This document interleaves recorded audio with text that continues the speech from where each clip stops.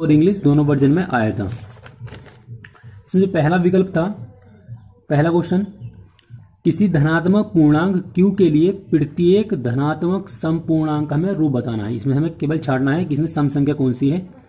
तो सम संख्या हम किसे कहते हैं, जो 2 से पूरी पूरी कट जाती है वो सम संख्या कहलाती है। या जिस किसी संख्या गुणा में 2 लिखा होता है तो वो क्या कहलाती है, सम कहलाती है। तो इसमें जो सम संख्या वो कितनी है, 2q।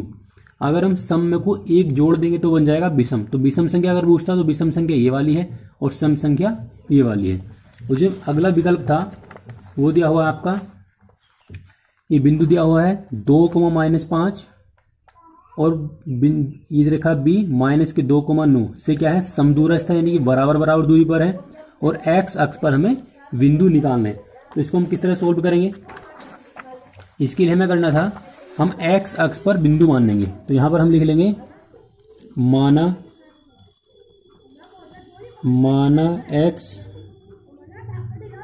अक्ष पर बिंदु। ये आपका ख वाला क्वेश्चन है। हमने एक्स अक्ष पर बिंदु मानेंगे। तो बिंदु क्या मानेंगे, एक्स अक्ष पर y का तो मान होता है 0, तो ये हो जाएगा x का मान और ये हो जाएगा y का मान, क्योंकि x अक्ष पर y का मान 0 होता है।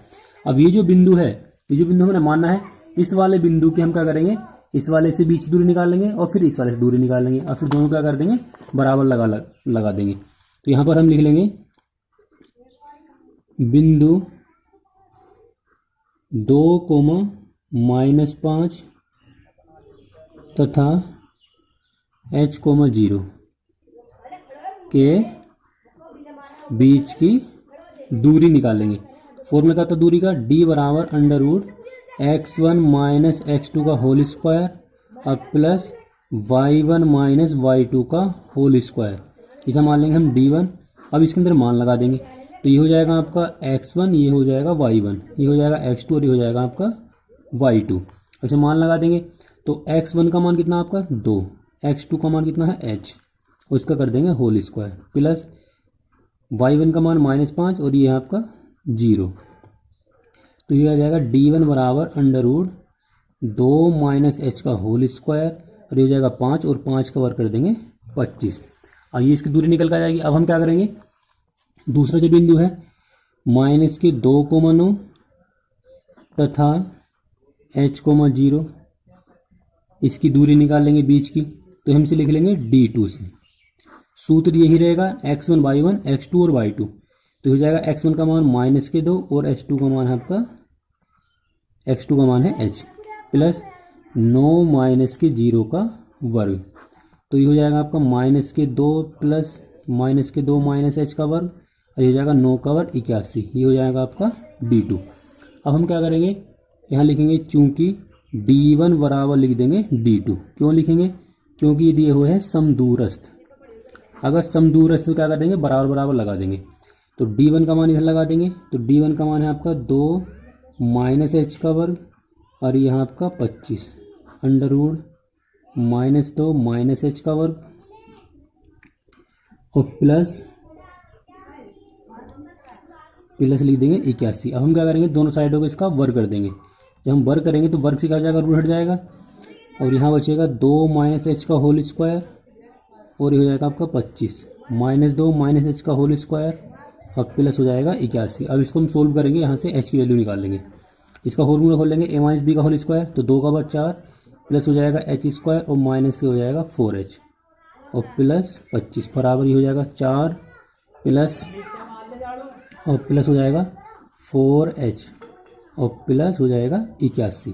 तो ये वाला पद तो इससे कट जाएगा, ये वाला पद इससे कैंसिल हो जाएगा। अब इस 4h की तरफ हम ये वाला उठा के ले जाएंगे तो जाएगा -4h और 81 की तरफ ले जाएंगे 25 आकर। तो यहाँ पर इसे घटाएंगे तो घटा के तो मतलब बचेगा 11 में से 5 गए 6 और यहाँ बचेगा 5 और हो जाएगा -8h। 8 से काट देंगे 7 बार। तो यहाँ से h की जो वैल्यू निकल के आएगी वो आएगी -7। तो बिंदु क्या बनेंगे, बिंदु है हमारे पास h,0, h का मान है -7 और y का मान था 0। इसका जो आंसर है वो आ जाएगा विकल्प इसका पहला सही है। अब इसमें जो अगला विकल्प दिया था वो था दो समरूप त्रिभुजों में संगत भुजाओं का अनुपात दे रखा है, तो हमें क्या निकालना, इन त्रिभुजों के क्षेत्रफल का अनुपात निकालना। तो इसका सूत्र होता है त्रिभुजों का क्षेत्रफल का अनुपात बराबर भुजाओं के वर्गों का अनुपात। तो भुजाएं कितनी इसकी 9 और 4 है, तो 9 का हो जाएगा 81 और 4 का हो जाएगा आपका 16। तो इसका आंसर आ जाएगा 81:16। अगला क्वेश्चन हमें दिया था कोस स्क्वायर थीटा बराबर दिया हुआ 1/2 और हमें निकालना है साइन स्क्वायर थीटा का मान। हम साइन स्क्वायर थीटा का मान किस तरह से निकाल लेंगे? एक फॉर्मूला होता है साइन स्क्वायर थीटा बराबर होता है 1 - कोस स्क्वायर थीटा। अब 1 - कोस स्क्वायर थीटा का मान कितना आपका 1/2। तो यहाँ हम लगा देंगे 1/2। इसको ऐसे लेकर सोल्व करेंगे तो 2 गुना 2, 2 में से 1 घटाएंगे बचेगा 1/2। तो साइन स्क्वायर थीटा की जो वैल्यू निकल के आएगी वहाँ क्या आएगी 1/2। इसका जो आंसर था वो था आपका 1/2। अगला जो क्वेश्चन दिया हुआ है वाला चित्र में ओ ए बी की परिमाप दे रखी है, हमें क्या निकालनी इसकी परिमाप निकालनी। तो परिमाप किसे कहते हैं? एक ये वाली भुजा और एक ये भुजा और एक ये। अगर हम तीनों को जोड़ देंगे तो परिमाप निकल कर आ जाएगा। अब ये कितनी है 7 सेंटीमीटर, तो ये भी कितनी होगी 7 सेंटीमीटर। ये लंबाई हम निकाल लेंगे और सबको क्या करेंगे तीनों को प्लस कर देंगे तो इसका परिमाप निकल कर आ जाएगा। अब तो हम परिमाप कैसे निकालेंगे? परिमाप के लिए हम क्या करेंगे? पहले हम लगाएंगे चाप की लंबाई का सूत्र। तो चाप की लंबाई का सूत्र क्या होता है?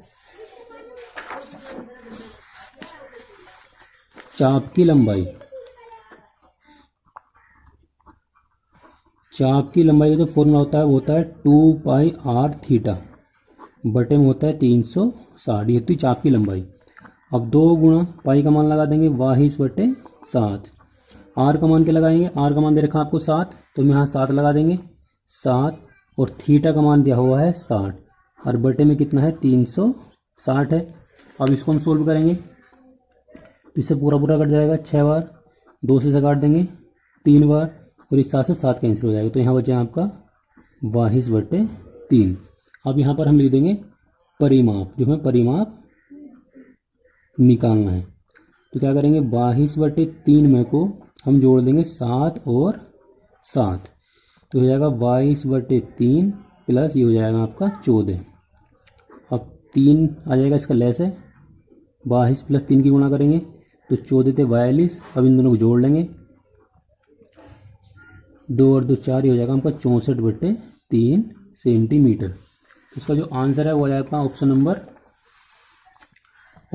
1 64/3 सेंटीमीटर इसका सही आंसर है। अगला जो विकल्प था वो था आपका n प्रेक्षणों का समांतर माध्य दे रखा है x। यदि प्रत्येक प्रक्षेपण को a बढ़ा दिया जाए तो उसका नया समांतर माध्य कितना होगा? तो इसका जो आंसर है वो है x⁻/a। ऑप्शन नंबर 1 बिल्कुल सही है इसका आंसर। दूसरे का क्या क्वेश्चन दे रखा है? चित्र में DE समांतर है AC के, DF समांतर है AE के। तो हमें सिद्ध करके दिखाना है VF/EF और बराबर में VE/EC हमें सोल्व करके दिखाना है। तो इसके लिए हम क्या करेंगे? इसके लिए इस तरह से डायग्राम बना लेंगे और हमें सिद्ध करके दिखाना है। अब हम क्या करेंगे?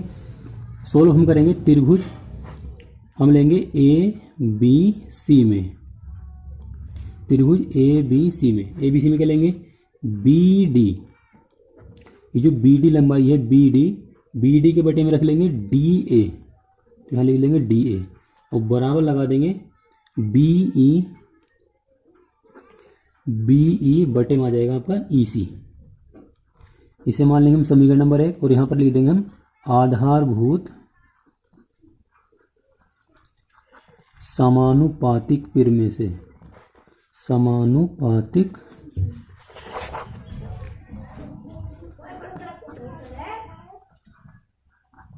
पिर में से। ठीक, अब हम क्या करेंगे? त्रिभुज BAE में लेंगे, BAE में तो यहाँ लिख देंगे BD बटे में आ जाएगा DA और बराबर लिख देंगे BF/FE और समीकरण नंबर बन जाएगी। इसे मान लेंगे हम समीकरण नंबर 2। अब समीकरण 1 व 2 से लिखेंगे, यहाँ लिखेंगे समीकरण 1 व 2 से। तो समीकरण 1 में ये भी BD/DA का मान है और ये भी क्या है BD/DA का मान है। तो ये वाला पद तो इससे कैंसिल हो जाएगा, तो इधर ये वाला पद बचेगा और इधर ये वाला पद बचेगा। तो यहाँ पर हम लिख देंगे BE/EC बराबर BF/FE और ये हो जाएगा आपका प्रूफ। नेक्स्ट क्वेश्चन इसमें क्या था, नेक्स्ट क्वेश्चन इसमें दे रखा था हमें question number 2, sine a minus B बराबर 1/2 है, कोस a प्लस बी बराबर क्या है 1/2 है। तो हमें सिद्ध करके दिखाना था, इसका ख्या वाला क्वेश्चन है, साइन a माइनस बी बराबर है 1/2। अब साइन में 1/2 कितने मान होता है, साइन में 1/2 होता है 30 का मान, और 30 को हम लिख लेंगे π/6, 30 हो जाएगा, तो ये हो जाएगा आपका a माइनस बी बराबर हो जाएगा π/6, और ये बन जाएगी आपकी समीकरण नंबर 2, क्योंकि साइन साइन कट जाएगा। इसी प्रकार से हम ये आगे लिखेंगे, आगे दिया हुआ आपका कोस a प्लस बी बराबर भी 1/2 दिया हुआ है। अब कोस में जो 1/2 होता है वो इसको हमको इसको लिख लेंगे कोस 60 का मान होता है, और 60 को लिख लेंगे π/3, तो हो जाएगा आपका a प्लस बी बराबर π/3, और ये बन जाएगी समीकरण नंबर 2। अब हम क्या करेंगे, इन दोनों को समीकरण को सोल्व करके यहाँ से a और b की वैल्यू निकाल लेंगे। तो यहाँ हम लिखेंगे समीकरण 1 व 2 से, तो समीकरण 1 है a माइनस बी बराबर π/6, और समीकरण b है हमारे पास दूसरी a प्लस बी बराबर π/3। अब ये प्लस ए माइनस कट जाएगा, तो a और a हो जाएगा 2a, उसे लिख लेंगे π/6, और यहाँ लिख लेंगे π/3। अब इन दोनों को लैसे लेंगे तो लैसे कितना आएगा 6, तो हो जाएगा पाई प्लस यहाँ हो जाएगी 2 की गुणा, तो हो जाएगा 2π, ऊपर हो जाएगा 3π/6, और इधर कितना है 2a, 3 से काट देंगे 2 बार, तो यहाँ पर a की जो वैल्यू निकल कर आएगी तो आ जाएगी π/4, तो ये जो गुणा इधर बटे पहुंच जाएगा। अब a का जो मान निकल कर आया, हम क्या करेंगे, a का मान किसी भी समीकरण में लगा देंगे। तो यहाँ हम लिखेंगे a का मान, समीकरण नंबर हम 1 में लगा रहे हैं, तो समीकरण a कौन सी है, a माइनस बी बराबर π/6, a की जगह हम a का मान लगा देंगे π/4 माइनस के b बराबर π/6। अब π/4 की तरफ π/6 को ले आएंगे तो माइनस हो जाएगा, और ये वाला पट्टा इधर ले जाएंगे तो हो जाएगा प्लस हो जाएगा b। अब इन दोनों का लैसे लेंगे, तो इन दोनों का लैसे कितना आएगा 12, 4 के बाद हमें आएगा 12 3 बार, और यहाँ आएगा 2 बार बराबर b। तो यहाँ से b की जो वैल्यू कितनी आएगी आपकी π/12, तो यहाँ पर हम लास्ट में लिख देंगे अतः a का मान π/4 और b का मान कितना है π/12। नेक्स्ट क्वेश्चन है, एक शंकुआकार बाल्टी के दोनों वृत्त के सिरों की त्रिज्याएं कितनी है, 28 सेंटीमीटर और 7 सेंटीमीटर है। बाल्टी की जो ऊंचाई है वो कितनी है, 45 सेंटीमीटर है। तो हमें क्या निकालना, बाल्टी की धारिता, धारिता बोलते हैं आयतन को, यानी कि इसके अंदर कितना पानी आ सकता है। तो इसके लिए हम क्या कर लेंगे, इस तरह का चित्र बना लेंगे। ये हो जाएगा इसका चित्र, ये हो जाएगी ऊपरी सिरे की त्रिज्या, r1 का मान हमने मान लिया 28 सेंटीमीटर, r2 हो जाएगा 7 सेंटीमीटर, ऊंचाई इसकी 45 सेंटीमीटर। तो यहाँ पर हमें निकालनी धारिता, तो धारिता का सूत्र है 1/3 πh r1 square plus r2 square, और इंटू में है r1 r2। अब यहाँ पर इनकी वैल्यू पुट कर देंगे, तो 1/3 पाई की वैल्यू लगा देंगे 22/7, और h की वैल्यू कितनी है 45, r1 का मान कितना है 28 है, तो यहाँ 28 का वर्ग कर देंगे, और यह है 7 सेंटीमीटर, 7 का वर्ग कर देंगे, और यह आपका 28 गुणा 7, तो 3 से कट जाएगा, 3 गुना 3, 3 पंजे 15, तो यहाँ बचेगा आपका 22 गुणा 15 और बटे में है 7। 28 का वर्ग करेंगे तो 28 का वर्ग होता है 784, 7 का वर्ग होता है 49, और दोनों के लिए गुणा कर लेंगे तो 7 के 56 और 7 दूनी 14 5 19। अब हम क्या करेंगे, इन सबको प्लस कर लेंगे, इसकी से गुणा करेंगे तो हो जाएगा आपको 15 30, और 30 और 3 33, बटे में आ जाएगा 7, गुणा में इन सबको प्लस करेंगे तो आएगा वो 9 4 15, 15 4 19 का 9, 10 और 4 14, 14 22 का 2, हाथ से लगे 2,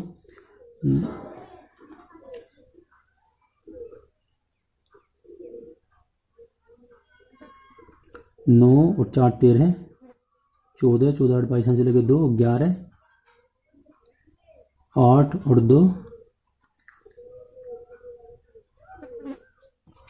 ये जाएगा 1029। अब 7 से पूरा पूरा कट जाएगा, 7 से काटते हैं तो 7 × 7 बचेंगे 3, हो जाएगा 32, 7 × 28 और 7 49। अब 147 की हम गुणा कर लेंगे 330 से, तो गुणा करने पर हमें जो मिलेगा वो मिलेगा 48,510 सेंटीमीटर। तो इसकी धारिता निकल कर जाएगी। अब नेक्स्ट क्वेश्चन में क्या हुआ था, निम्नलिखित वारंवारता बंटन का बहुलक वर्ग ज्ञात करना हमें, कि बहुलक वर्ग, बहुलक हम किसे कहते हैं, जो संख्या जितनी बार अधिक आती है वो बहुलक कहलाती है। यहाँ पर जो अंतर है वो कितने का, 4 का, यहाँ भी 4 का अंतर है, तो सब में क्या है, बराबर बराबर अंतर है। तो फिर हम देखेंगे सबसे बड़ी संख्या कौन सी है वारंवारता में। इसमें 5 है, इसमें 7 है, इसमें 9 है, इसमें 17 है, इसमें 10 है, इसमें 12, इसमें कितना है, 10 है। तो सबसे बड़ी संख्या कौन सी है, 17। उसको जो बहुलक वर्ग आ जाएगा वो आ जाएगा आपका 12 से 16। यह बुझा हमसे बहुलक वर्ग बुझा है। अगर बहुलक बुझेगा तो आपका हो जाएगा 17, लेकिन बुझा हमसे बहुलक वर्ग, तो बहुलक वर्ग क्या हो जाएगा इसका 12 से 16।